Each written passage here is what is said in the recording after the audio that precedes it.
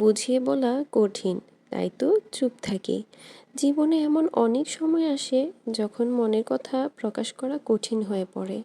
হয়তো কিছু অনুভূতি এতটাই গভীর যে সে শব্দগুলো শব্দে প্রকাশ করা যায় না, কিংবা কিছু অভিজ্ঞতা এতটাই জটিল যে বোঝানোর জন্য যতটা চেষ্টাই করা হোক না কেন, শুনতে পাওয়া মানুষটি হয়তো বুঝবে না। তখন আমরা চুপ করে থাকি। চুপ থাকা কোনো দুর্বলতা নয়, বরং এটি আত্মনিয়ন্ত্রণের একটি গুরুত্বপূর্ণ দিক। কখনো কখনো চুপ থাকার মধ্যে লুকিয়ে থাকে অগণিত শব্দ, মনের গভীর বেদনা কিংবা অজস্র অপ্রকাশিত গল্প।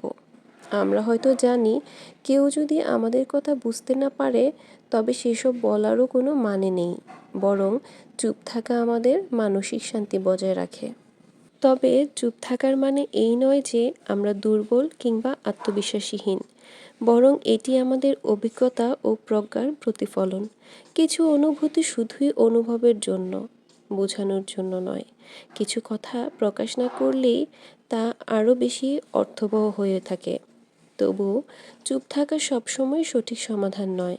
যদি কোনো সম্পর্ক কিংবা পরিস্থিতিতে ভুল বোঝাবুঝি বাড়তে থাকে, তাহলে সেটা স্পষ্টভাবে ব্যাখ্যা করাই জরুরি।